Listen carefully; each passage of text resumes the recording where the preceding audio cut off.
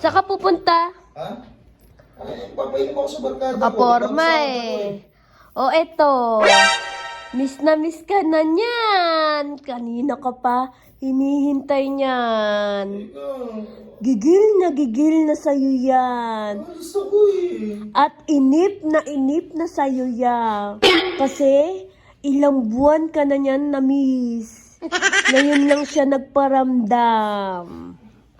Kaya, halika rito. Huwag ka nang umalis. Please, pumunta ka dito. Ayan, kaysa yung pera mo, iwaldas mo lang sa barkada mo.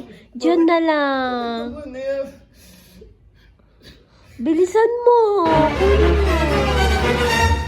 Ayan. 1,000? Abay, syempre. Bakit naantay na ito? Oo, miss na miss ka na niyan eh.